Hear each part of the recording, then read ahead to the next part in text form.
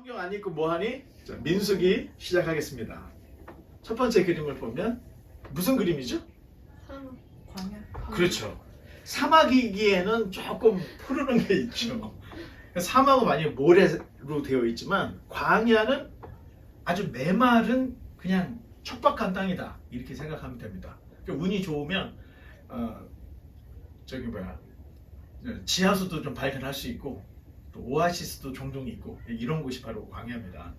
그리고 비가 가끔씩 내려요. 그리고 아침 저녁으로는 이슬이 많이 내려요. 그래서 이슬이나 또 가끔 내리는 이른 비, 늦은 비, 또 이런 큰 비, 단비 이런 걸로 연명을 할 수 있는 이런 곳입니다. 자, 그림을 보여준 이유가 있습니다. 이스라엘 백성들이 이제 여기에서 한 40일을 보내게 되는 내용이기 때문에 자, 이런 그림을 선택했습니다. 자, 민수기는 모세오경의 몇 번째 책이죠? 네 번째. 모세오경 5권 중에 우리가 이렇게 많이 온 거예요. 조금만 더 있으면은 다음 시간에 신명기라면은 모세오경이 끝납니다. 자, 말 그대로 민수기는 백성의 숫자를 세웠다 해서 영어로는 numbers라고 되어 있습니다. 숫자를 셌다는 거죠. 자, 민수기는 인구 조사로 시작을 해요. 그리고 끝날 때 인구 조사로 마무리를 합니다. 왜 숫자를 셌을까? 훈련 일지이기 때문에. 자, 군대를 갔다 오신 분들은 아는데 아침 저녁으로 숫자 파악을 해요. 이 숫자 파악을 할 때 아픈 사람이 있는가, 또 무슨 문제가 있나 이런 걸 다 점검을 하는 거예요. 자, 그래서 훈련 전 숫자 파악을 해요. 훈련이 맞춰질 때 숫자 파악을 해요. 그래서 민수기는 처음 인구조사를 시작해서 인구조사를 마친다. 자, 그러면 훈련 기간은 어떻게 되죠? 40년이었습니다. 훈련 기간이. 그리고 훈련 장소는 지금 그림에서 보는 자, 이런 광야였습니다. 자, 광야의 훈련 기간이 끝없는 이 불평과 불만으로 끝까지 가요. 자, 이제 이 민수기가 36장까지 있죠. 자, 이 내용을 지금 저희가 이렇게 기록을 했는데 11장부터 가면 이유 없이 막 아주 심한 불평을 합니다. 이스라엘 백성이. 그랬더니 어떻게 돼요? 매를 맞아요. 그 매가 불로서 징벌을 당하는 일이 생깁니다. 그리고 11장 3절에서 34절까지 읽어보면 하나님이 주시는 만나 메추라기 이거 박한 음식이다. 채소를 달라 하면서 또 불평을 해요. 자, 그러다가 고기를 달라가 하다가 메추라기를 줬더니 메추라기를 이제 먹을만 했을 때 또 하나님이 심판을 내리죠. 또 건너가서 민수기 13장에 보면 12정탐꾼이 와서 보고를 했는데 아주 박한 보고를 해요. 그러니까 이스라엘 백성들이 아우성하고 통곡을 해요. 그래서 그때부터 40년 동안 광야를 떠돌게 되는 일이 생기는 거예요. 그리고 16장에 가면은 고라 그리고 루벤 지파가 이 반역을 해요. 그래서 정말 엄청난 지진이 일어나고 전염병으로 사람들이 많이 죽는 일이 생깁니다. 여기서 끝이 아니에요. 20장에 가면 물이 없어서 비방을 하고 다툼이 벌어져요. 그 결과 모세가 가나안에 들어갈 수 없는 일이 벌어집니다. 또 21장에서 원망하고 먹고 마실 것이 없다, 만나가 지겹다 막 이렇게 하다가 불뱀이 나와서 막 사람들을 물어뜯어요. 이런 일. 민수기 25장에서는 모압 사람의 여인들과 행음을 하다가 아행형 24,000명이 죽는 일이 또 생깁니다. 민수기를 보면 계속해서 불평, 미혹, 원망을 하다가 하나님께 심판받는 내용이 다 있어요.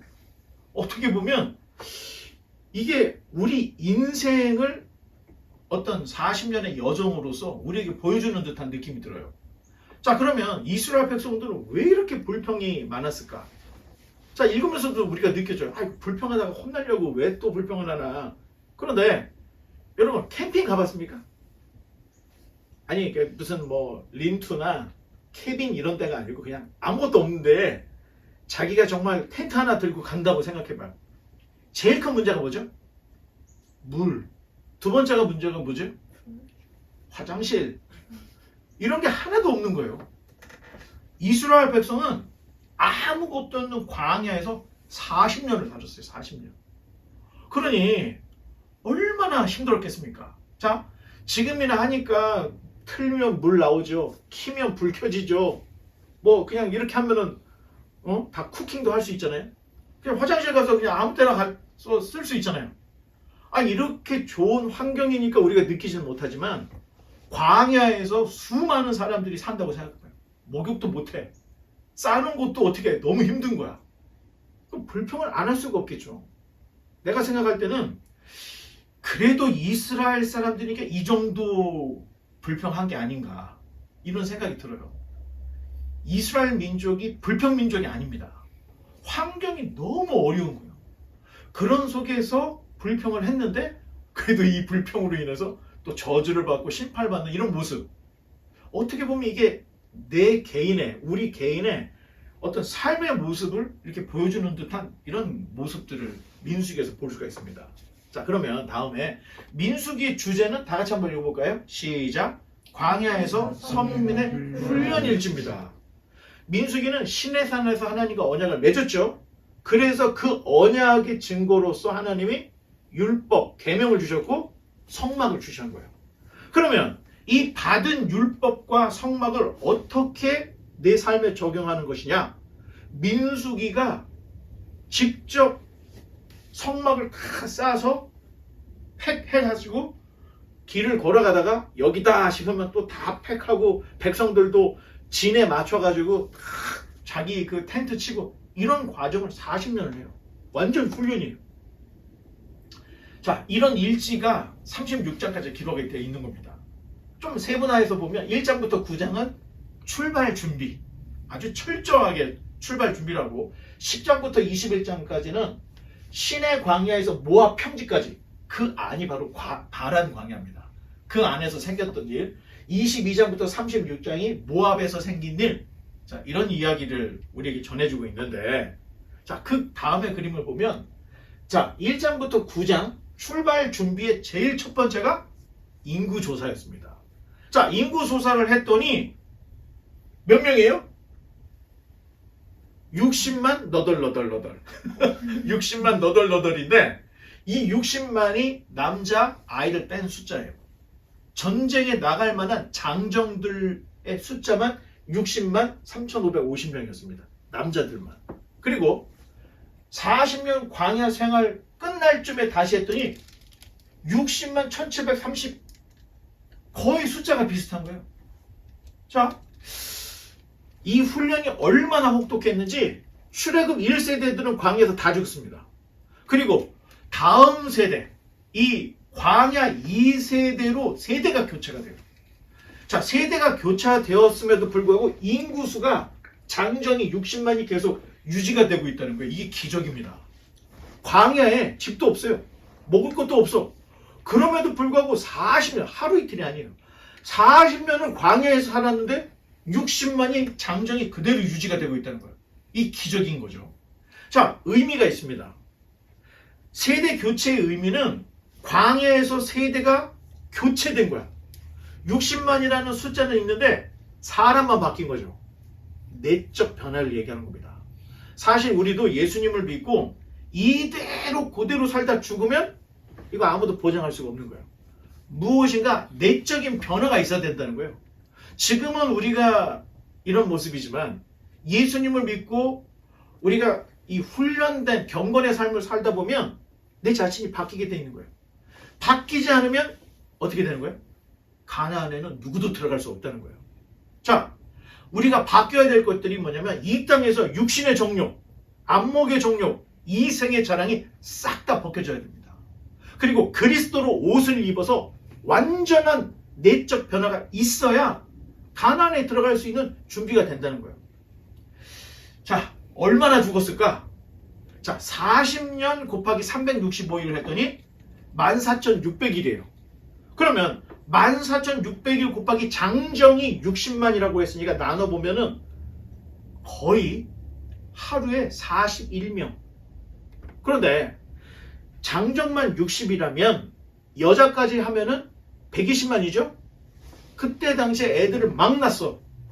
아니 200만, 300만, 400만, 600만이 될 수도 있다는 거예요. 숫자가 엄청나게 많았다는 거예요.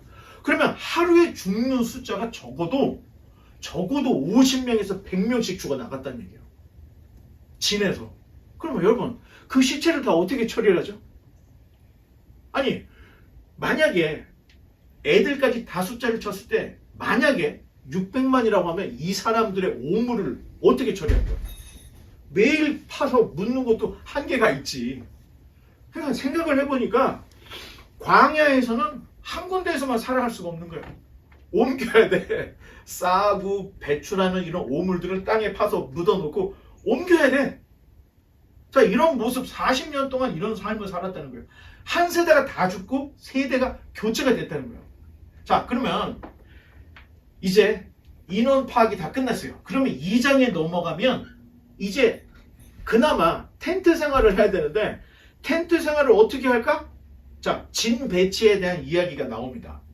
출애굽 제2년 2월 1일에 첫 번째 인구 조사를 마치고 진편성 행군 위치가 딱 정해집니다. 자, 성막을 중심으로 고핫, 게르손, 무라리 그리고 모세, 아론 제사장이 성막을 둘러쌉니다. 그리고 동서남북이라고 할 때 항상 우리는 북쪽을 기준으로 두지만 해가 뜨는 동쪽이 당시 사람들한테 기준이었어요. 그래서 제일 앞에 동쪽에 이스트에 유다가 딱 중앙에 서요. 그리고 좌우에 이사가 스불론이 진영을 갖춰서 씁니다. 그리고 루벤 자손이 시므온 갓과 함께 그리고 에브라임 자손이 지파가 므낫세하고 베냐민으로 단 지파를 중심으로 아셀과 납달리가 동서남북으로 3개 지파씩 나눠서 이렇게 진열을 갖췄습니다. 출발을 할 때도 이쪽이 먼저 그 다음 자 이런 식으로 완전히 군대죠.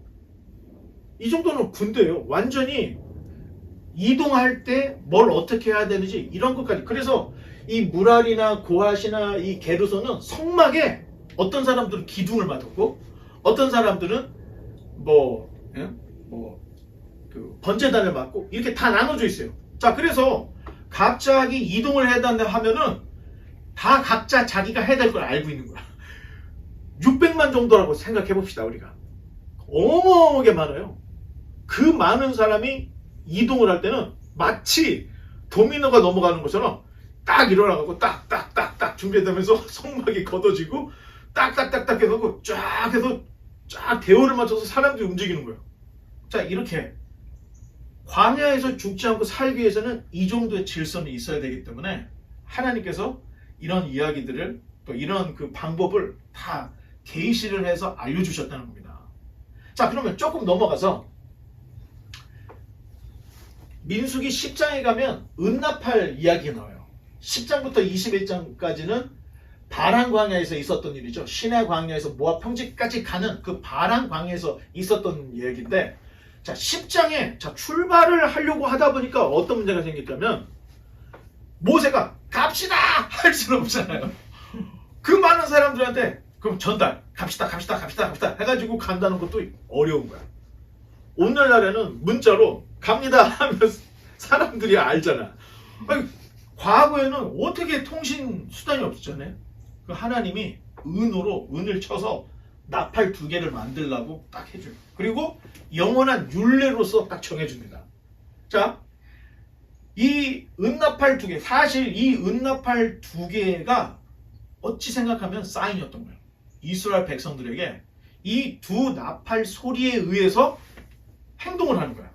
자, 보통은 고대 사회에서는 나팔하면은 그 양이나 소, 이 뿔을 파서 양각 나팔을 썼어요. 그러면 양각 나팔의 소리는 좀 무겁지만 이 붕 하는 이런 소리가 나요. 그런데 은으로 나팔을 만들었던 거예요.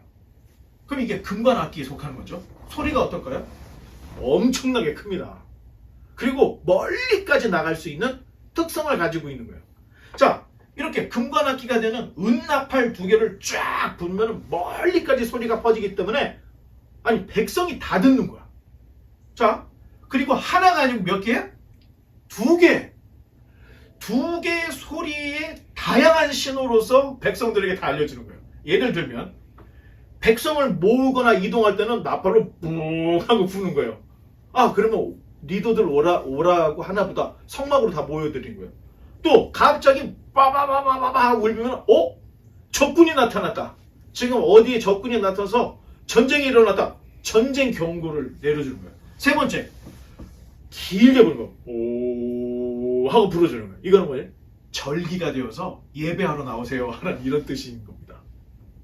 두 개를 가지고 은나팔 두 개로 600만이나 되는 한 민족을 움직였다는 거예요. 광야에서. 자, 그 다음 이 분명한 소리를 내야 되는데 은나팔은 아론의 자손인 제사장만 불렀습니다. 아무나 부르는 게 아니에요. 그리고 영원한 율례로서 아무나 부르는 게 아니에요. 큰일 나는 거예요. 그래서 제사장만 부를 수가 있었고, 아무리 레위인이라고 해도 아론 계열의 제사장이 아니고서는 아무도 부를 수가 없었던 거예요. 만약 어떤 그 개구쟁이가 자기가 아빠를 빵빵 부르대봐요. 그럼 사람들로 하여금 혼선을 줄 수 있잖아. 그래서 은나팔은 아무나 부를 수가 없었고 만들 수도 없었습니다. 나팔 소리는 언제나 분명하고 명확한 소리를 내야 돼요. 자, 그러니까 레위인 중에서 제사장 중에 나팔수는 어렸을 때부터 훈련을 시킵니다. 절대 실수를 하지 않게 철저히 훈련을 해서 철저히 가르치는 거예요. 자, 고린도전서 4장 8절을 한번 우리 읽어보겠습니다. 시작. 만일 나팔이 분별하지 못한 소리를 내면 누가 전투를 준비하리요. 분명한 소리를 못 내. 소리를 내기는 냈는데, 아니 이게 지금 뭐이라는 소리야, 전쟁에 나는 소리야, 사람이 분별하지 못하게 불면 안 되죠. 지금 사도 바울도 이런 이야기를 우리에게 해주고 있어요. 자, 은나팔 율례는 영원한 율례로서 주님의 재림과도 관계가 있는데, 자, 데살로니가전서 4장 16절 한번 읽어보겠습니다. 시작. 주께서 호령과 천사장의 소리와 하나님의 나팔로 친히 하늘로부터 강림하시리니, 예수님께서 다시 재림하실 때는 그냥 오시는 게 아니에요. 호령과 천사장의 나팔 소리와 함께 온다는 거예요. 또 요한계시록 10장 15절 읽어보겠습니다. 시작. 일곱째 천사가 나팔을 불매 하늘에 큰 음성들이 나서 이르되 세상 나라가 우리 주와 그의 그리스도의 나라가 되어 그가 세세토록 왕노릇 하리시로다 하니. 자, 주님께서도 7번째 나팔이 불려질 때 내가 올 것이다. 우리 요한계시록 할 때 다 봤죠. 7인 끝나고 7 나팔 부러질 때 예수님 오시는 거예요. 그리고 세상에 내릴 재앙이 7 대접 심판, 3가지 재앙을 우리에게 보여주고 있는데, 이게 은나팔, 나팔 율례가 민수기에서 딱 벌어지고 있다는 거예요. 그런데 이 소리는 백성을 움직이는 명령이라는 거예요. 주님의 오실 그 마지막 때에 재림하고도 연결이 있기 때문에 이때부터 이 영원한 율례로 나팔, 은나팔 율례가 딱 정해져 있다는 거예요. 자, 그 다음 페이지. 자, 11장부터 이제 엄청나게 불평들이 막 나오기 시작합니다. 자, 출애굽한 이스라엘은 아까도 말씀드렸다시피 계속 한 장 넘어가면 불평, 한 장 넘어가면 불평, 계속 불평을 해요. 자, 경작할 수 없는 광야에서 하나님의 백성들이 의지할 수 있는 게 뭐예요? 아침에 내리는 만나. 그리고 하나님이 바람을 한 번씩 불어서 이 메추라기가 확 밀려오면 그때 그거 잡아먹는 거. 그리고 마실 물이 없을 때 하나님이 반석을 깨트려 주시는 이거 먹는 게 다인 거야. 그러니까 음식이 총 몇 개예요? 물은 당연히 그냥 기본적으로 먹는다 치고 만나하고 메추라기를 주로 먹었던 거예요. 자, 그런데 이스라엘 백성들은 만나와 메추라기를, 이 박한 음식은 내가 더 이상 못 먹겠다. 자, 이런 불평들을 합니다. 자, 그러면서 말하기를 이집트에서는 고기, 오이, 부추, 야채가 넘쳐났다. 자, 이렇게 불만을 토했습니다. 자, 그런데 정말로 이집트에서 이스라엘 백성들이 진짜 배가 터지도록 먹었을까? 자, 역사적으로 어떤 부유한 나라도 노예민들에게 풍족히 주는 사례는 역사적으로 없었습니다. 만약 이스라엘 백성들이 애굽에서 고기를 먹고 야채를 먹었다 할 때는 중노동의 대가였다는 거예요. 중노동의 대가. 그런데 갑자기 자유민이 됐는데 자유민의 삶도 녹록지 않자 과거를 회상하면서 애굽이 있을 때가 좋았어. 하면서 애굽에서의 노예 생활했던 때를 미화를 시키기 시작했다는 거예요. 그 하나님 얼마나 배신감을 느끼겠습니까? 6월절까지 해서 다 죽이고 다 건져내고 홍해를 가르면서까지 그 백성을 다 건져왔는데, 아니 이 사람들이 광야에서 조금 사는 게 힘들다고 이제 불평하고 애굽으로 돌아가자 이런 얘기들을 자꾸 하기 시작했던 거예요. 자, 이런 모습이 바로 노예 근성이라는 겁니다.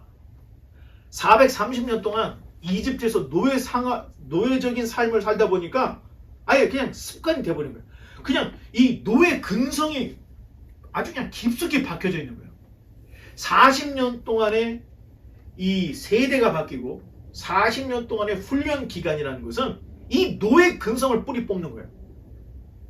저와 여러분들도 지금 예수님 믿고 살아가는 이 삶이 어찌 생각하면 광야에서 훈련의 삶을 똑같이 살고 있는 거예요. 이 삶에서 우리가 반드시 뽑아내야 될 게 노예 근성입니다. 노예 근성이라는 건 항상 끌려다니는 거예요. 그리고 항상 불평하는 거예요. 그리고 항상 예수님 믿기 전이 좋았지. 이런 얘기를 자꾸 해. 나는 간증에서 제일 듣기 싫은 그때는 맥주를 그냥 더운 날에 그냥 시원한 맥주를 하고 뭐 이런 얘기를 하는 간증들을 들어보면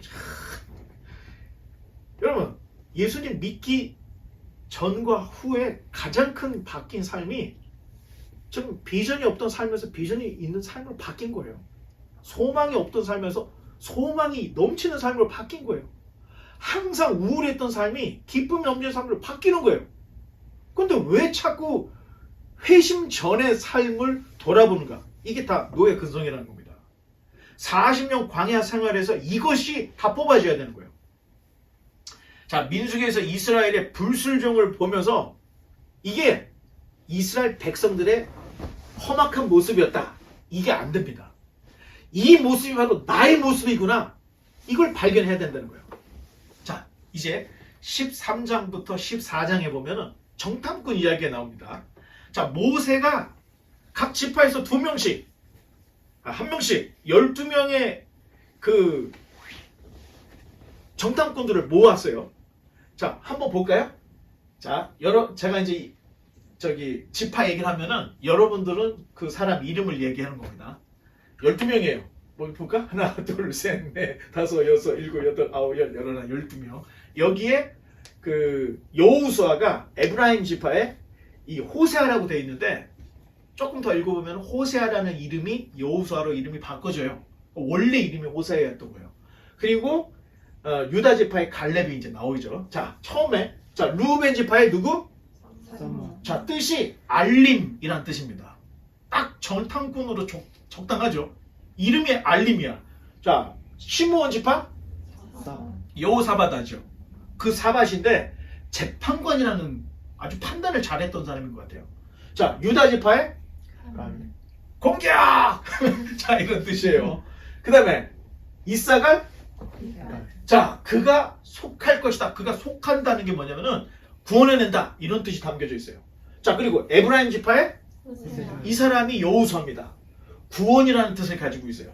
베냐민 지파에서는 발디 구속이라는 뜻이 있고, 스불론 지파에서는 갓디엘 구원이라는 뜻. 자, 요셉의 므낫세 지파는 갓디 복됨이라는 뜻이에요. 단 지파의 암미엘 하나님의 백성이라는 뜻이고, 아셀 지파의 수둘 감춰진 비밀이라는 뜻이에요. 납달리의 나비 숨기다라는 뜻이고, 갓지파의 그 외 여호와는 도움이다. 자, 하나같이 12명의 이름이 어때요? 다 신앙적인 이름이죠. 하나같이 은혜롭고 비전이 넘치고 소망이 넘치는 이름들로 12명을 딱 차출을 해서 보냈던 거예요. 그런데 이 12명의 중에 몇 명이 이상한 복을 했죠? 10명이. 그리고 오직 유다 지파의 갈렙, 에브라임 지파의 여호수아, 호세아만 저도 우리의 밥이다 얘기를 했던 거예요. 나머지 사람들은 다 이성적인 겁니다. 그리고 굉장히 이 사람들이 자기 경험상, 그리고 굉장히 합리적인 사람인 거예요. 가서 봤더니 땅은 좋더라. 굉장히 사실대로 얘기했죠. 그랬는데 그들의 군대하고 우리는 아마 싸움에서 우리는 못 이길 거야. 이런 얘기를 하는 거예요. 땅은 좋아. 그런데 우리가 가지고 있는 무기는 아무것도 없잖아. 저들은 청동의 무기를 가지고 있고 군대가 있어. 우리 가면은 우린 다 죽는 거야. 우리는 마치 메뚜기 같아. 저 사람들에 비하면. 이런 얘기를 했습니다. 정말로 이스라엘 백성들이 사실 하나님의 계획은 이때 그냥 북진해서 올라가는 거예요. 그냥 북진해서 가나안 사람들 다 밀어내버리고 그냥 가나안으로 들어가는 거였어요.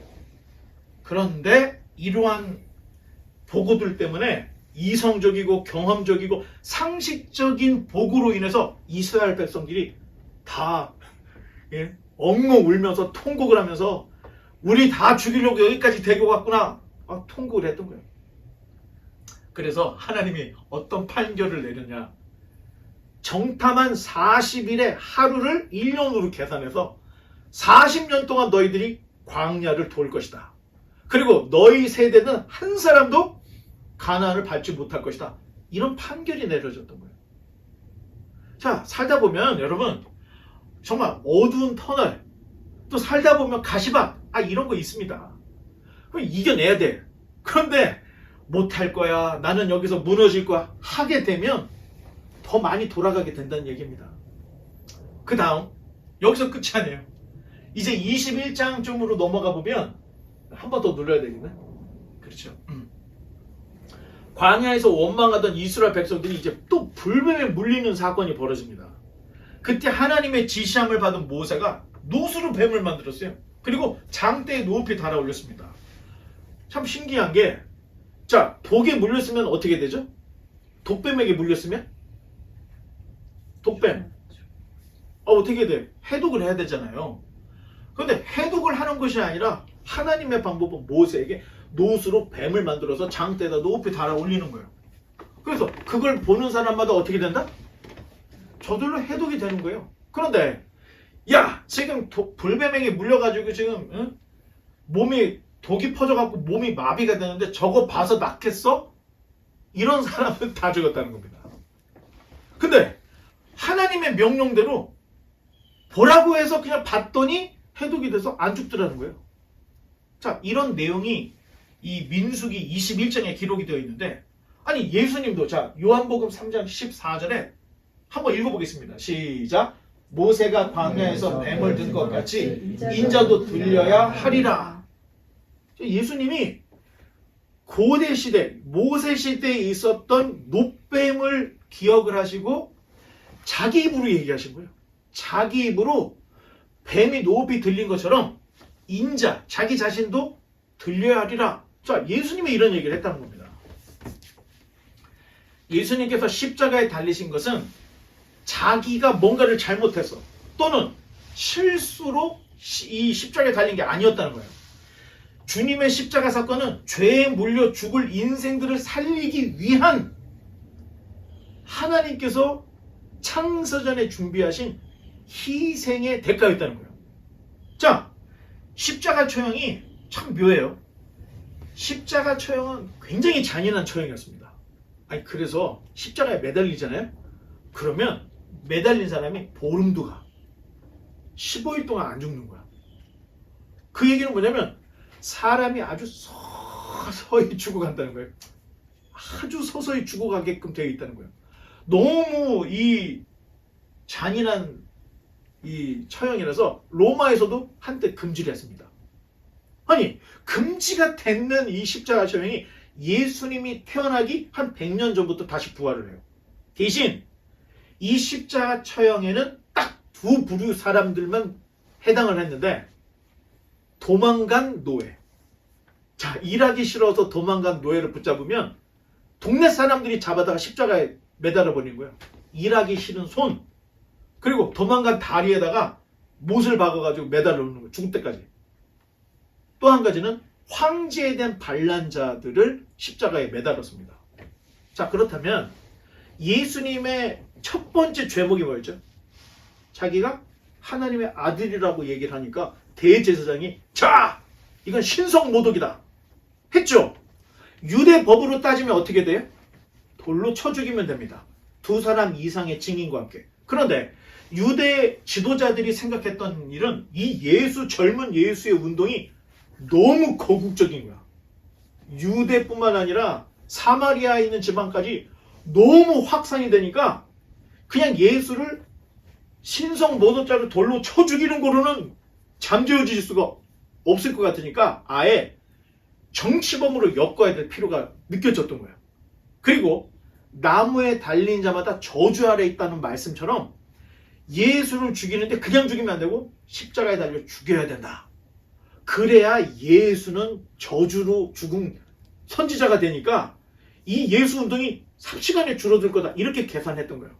그러니까 불법 재판을 전날, 이 안식일 전날 저녁에 공의원들이 모여가지고 회의를 해요.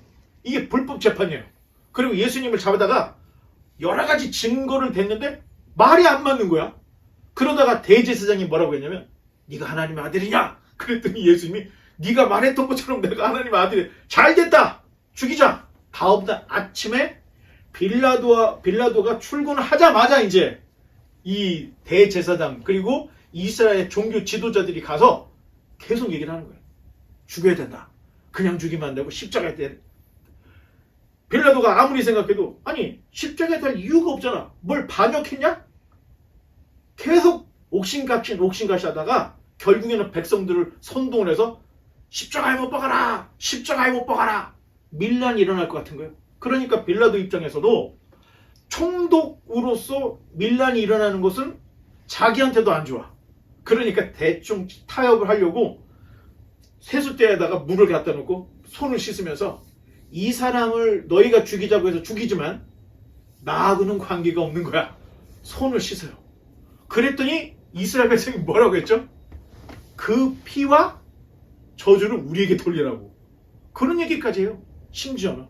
그래서 빌라도가 그럼 죽여. 내어준 겁니다.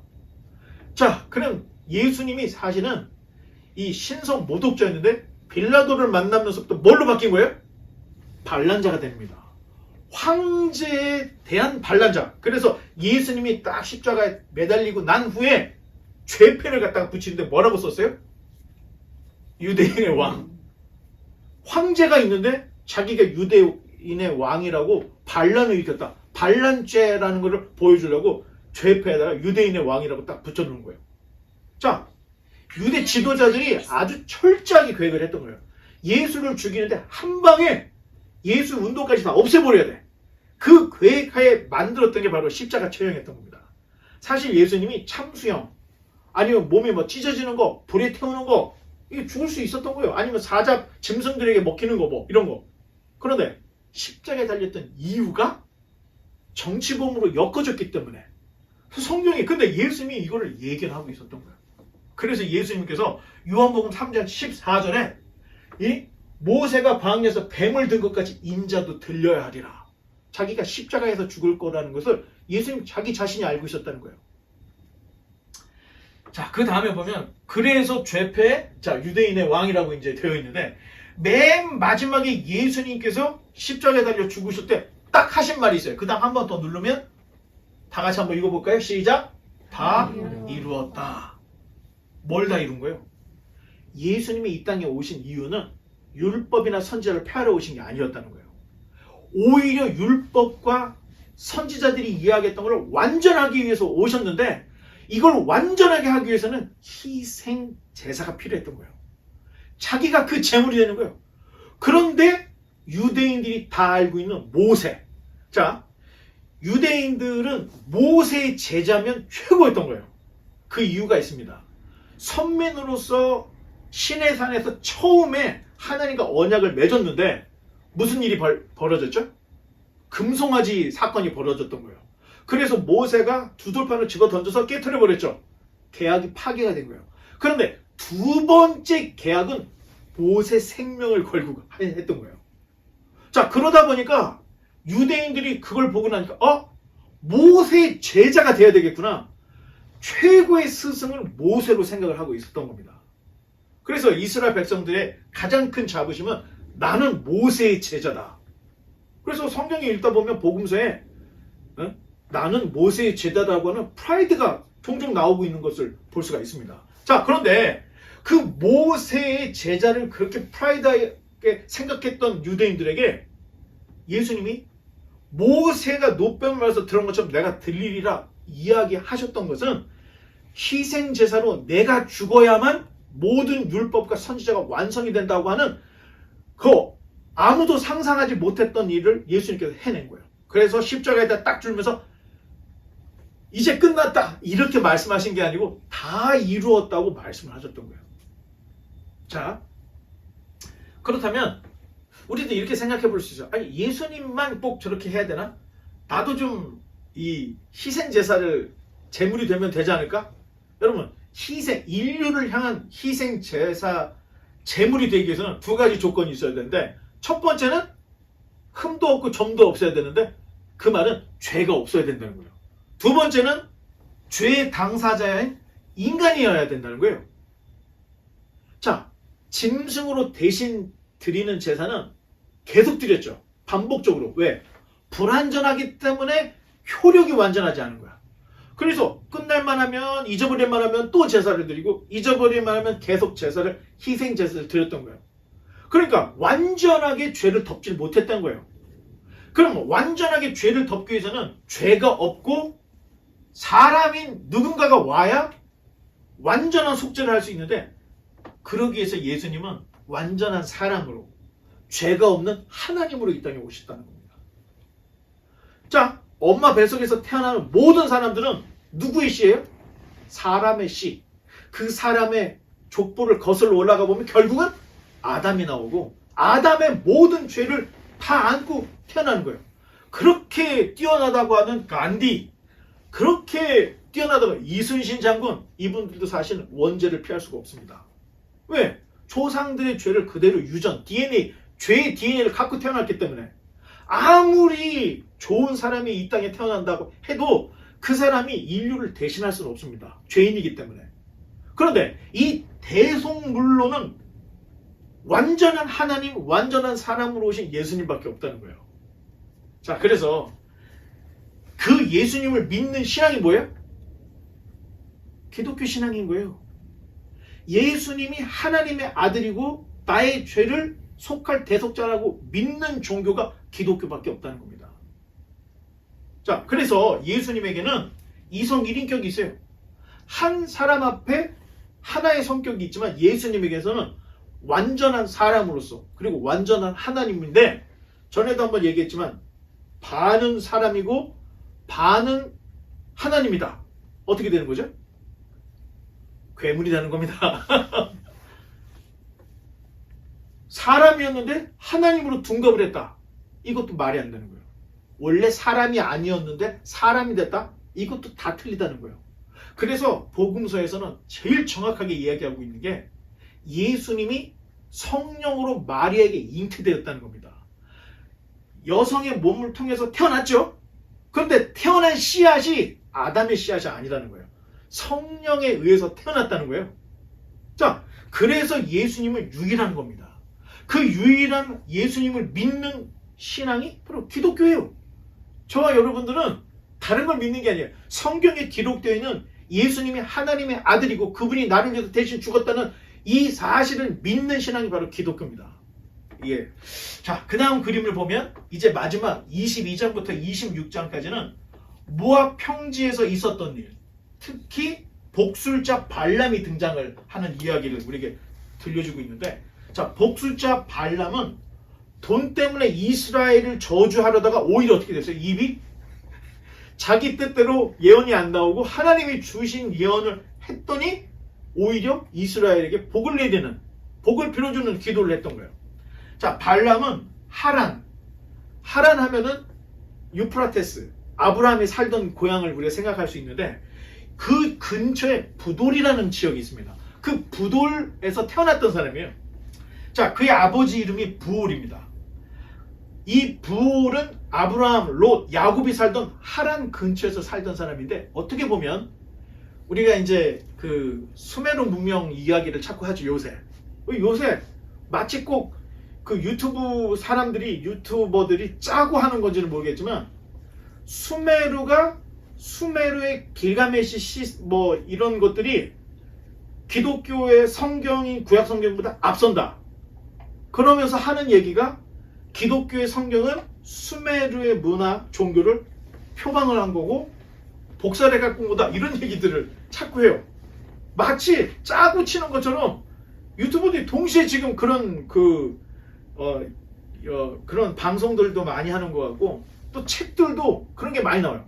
수메르 문명 해갖고 책이 나오는데 그 책의 내용을 보면 성경보다 먼저 기록이 되어 있고 성경이 이거를 베낀 거다. 참 다 이렇게 이야기를 하고 있습니다.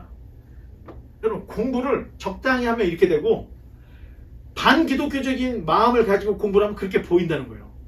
사실 수메르라고 하는 이 단어가 성경 구약 성경에서는 신할로 표시가 되어 있어요. 그 얘기는 뭐냐면 성경이 늦게 기록이 되어 있지만 이미 구전으로 아담 하와 이야기, 천지 창조 이야기 이런 것들은 구전으로 다 왔는데 수메르라고 하는 뜻이 셈 자손이라는 뜻입니다. 셈 자손. 그럼 지금 그 성경에 나오는 아브라함, 이삭, 야곱 이 사람이 다 어디 그 족속이에요?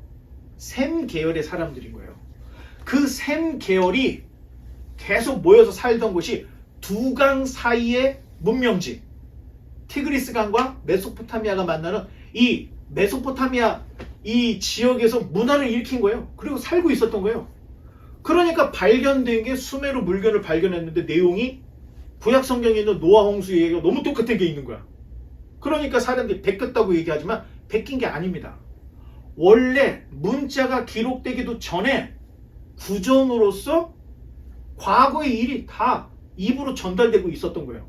단 수메르 사람들이 빗살무늬 글자를 먼저 만들어 썼는데 초기에 이 글자 내용들은 사실은 내가 허니에게 쌀 100가마를 줬다. 영수증으로 시작을 해요. 그러다가 역사를 기록하기 시작했던 거예요. 그리고 길가메시 서사시는 신화 이야기입니다. 그리고 성경에 나와 있는 이야기는 비슷한 이야기를 다루고 있지만 역사적인 얘기를 담고 있어요. 그래서 길가메시는 뭐 어떤 신이 잘렸는데 하나는 하늘이 되고 하나는 바다가 됐다 이렇게 되어 있지만 성경에서는 족보 얘기를 빠뜨리지 않고 쓰고 있습니다.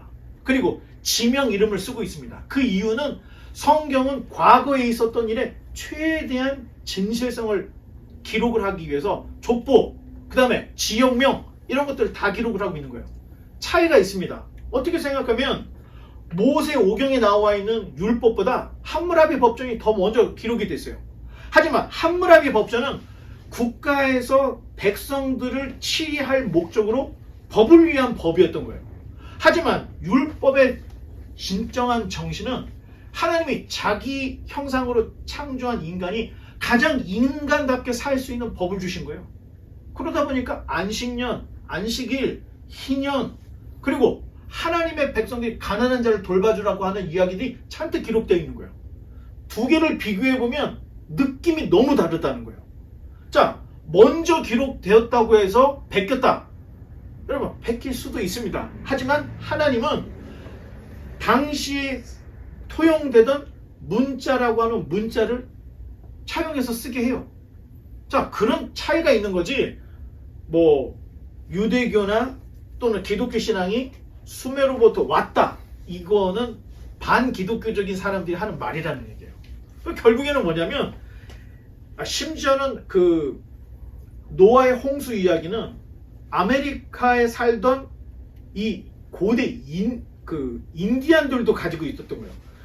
그분들이 살고 있는 토굴에 보면 기와장에다가 그림을 그려놨는데 노아의 홍수 그림을 그대로 그려놓고 있습니다. 전 세계 노아 홍수 이야기는 다 있어요. 모든 세상에. 그런데 수메르가 제일 먼저 발견이 됐다고 하는데 또 문제는 탄소 측정 연대가 명확하게 이거를 입증할 수 있는 근거가 별로 없다는 거예요. 그리고 문자에 있어도 더 재밌는 거는 히브리어가 나중에 나왔다고 하지만 문자 학자들 얘기는 정확하게는 알 수 없다는 거예요. 다 추정을 하는 거예요. 그러니까 베꼈다고 하는 얘기를 하는 거는 반기독교적인 사람들이 하는 얘기예요. 이거를 잘 펴놓고 이야기를 보면 이게 하나의 줄기로 가고 있다는 걸 볼 수 있다는 거예요. 분명히 아담과 하와의 이야기, 그리고 홍수 이야기, 이런 모든 것들이 다 입으로 전해 내려오다가 문자가 먼저 개발된 쪽에서 기록을 했던 겁니다. 그리고 유대교에서는 나중에 문자, 히브리어가 개발이 돼서 기록을 한 것뿐이죠. 그러니까 만약에 전혀 다른 이야기들만 계속 나온다 그러면 어쩌면 너나 나나 다 신화로 빠져버릴 수 있다는 거예요. 그런데 똑같은 홍수 얘기를 하고 똑같은 죄에 대한 이야기를 하고 있다는 것은 이 이야기들이 어떤 분명한 사건이 똑같이 있었지만 이것을 기록하는 방식이 틀리다, 이렇게 생각하면 아무 문제 없다는 거예요. 자, 그래서 예수님에 대한 이야기, 그 다음에 이 발람도 아예 그냥 외부에 있는 사람이 아니에요. 수메르에 있는 하란이라는 지역의 옆에 있는 이 부돌 출신이다. 자, 지금 발람에 대한 이야기는 더 재밌는 게 뭐냐면, 자, 그 다음 그림으로 넘어가면 1967년 여기가 여러분 이 요단강입니다. 요단의 동편에 있는 이 데이르 알라라는 곳에 119개, 그러니까 119개 파편 조각으로 부서진 어떤 문서가 발견이 된 거예요. 그래서 학자들이 이걸 다 모아가지고 다 만들었습니다. 그리고 나서 그냥 볼 수가 없으니까 거기다가 먹칠을 해서 종이를 갖다가 대서 딱 찍어서 봤던 거예요. 근데 딱 찍어서 봤더니, 탁본을 떠서 봤더니 민수기 22장 24장에 있는 내용하고 굉장히 일치하는 내용이 있다는 거예요. 거기에 발람이라는 사람의 이름이 나와요. 처음 4줄에서 3번이나 발람이라는 이름이 나오고 아예 부올의 아들 발람이라는 말이 나오는 거예요. 여기 부올의 아들 발람이라는 말이 나와요. 성경에서 이야기하는 내용과 굉장히 일치가 되고 있는 내용들이 굉장히 많이 있다는 겁니다. 이 건물이 왜 부서졌을까? 큰 지진으로 벽이 무너졌는데 그 벽에 써놨던 글자들이 다 깨진 거예요. 나중에 여기서 그 고고학자들이 발견을 해서 조각을 붙이고 탁본을 떠봤더니 이런 내용이 있는데, 더 재밌는 거는 이 유물에서 신의 이름을 전능자라고 써있는데 샤다이라고 하는 전능자고 써요. 그러면 구약 성경에서 샤다이, 하나님을 엘샤다이라고 들어봤죠.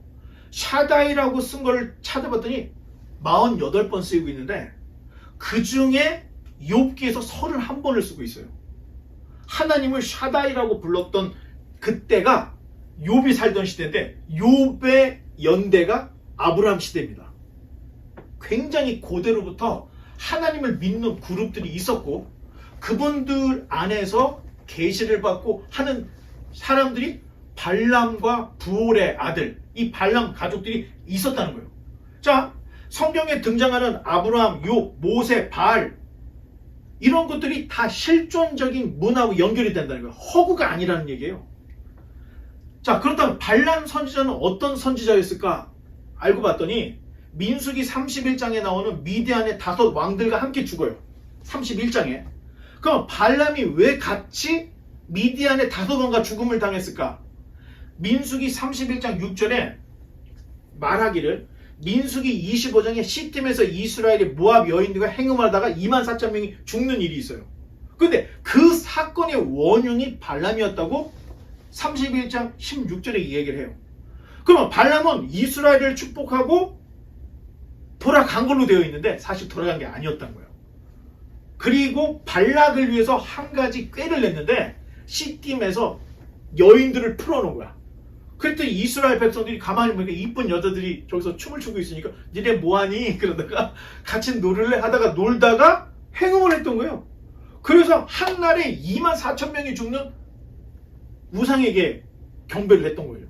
그래서 그런 벌이 내렸는데 그때의 원흉이 발람이었다는 거예요. 그래서 미디안의 5 왕들이 죽을 때 돌아가지 않고 하란으로 부돌로 돌아가지 않고 있다가 그런 일을 꾸미고 있던 이 발람이 31장에서 죽는 이야기를 하고 있다는 겁니다. 그래서 베드로는 베드로후서 2장 15절에서 발람을 이렇게 얘기해요. 불의의 삭슬 사랑한 미친 선지자다. 선지자가 불의의 삭, 돈을 밝혔다는 거예요. 그러다가 미쳐서 죽었다는 얘기예요. 자, 이렇게 하면 아마 36장까지의 민수기를 여러분들이 어렵지 않게 읽으리라 생각하고 이제 결론을 내겠습니다. 광야 훈련에서 주의할 것이 바로 불평과 미혹입니다. 예수님을 믿는 것으로 끝나는 것이 아니다. 어떻게 예수님을 믿었으면 어떻게 경건하게 거룩하게 살아가야 할지 삶에 이 믿음이 묻어나야 한다는 거예요.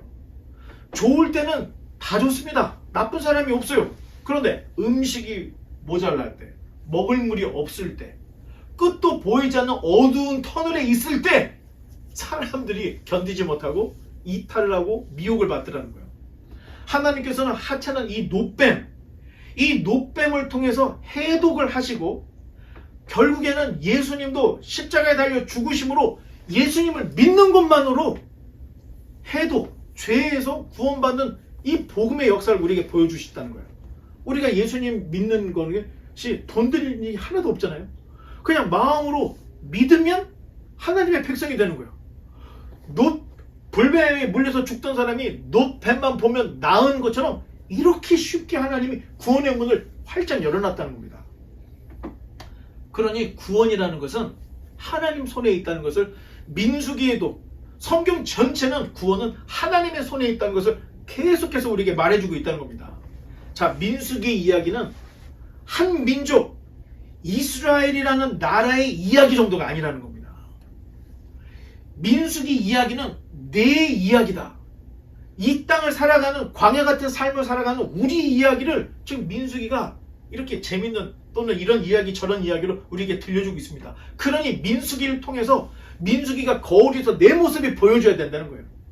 불평보다는 순종을, 미혹이 다가올 때 하나님의 말씀의 교훈으로 시험과 미혹을 이김으로 결국에는 이스라엘 백성이 가나안에 들어간 것처럼 저와 여러분들도 영원한 우리의 가나안 복지로 들어갈 수 있는 저와 여러분 되시기를 주님의 이름으로 간절히 축원합니다. 기도하겠습니다.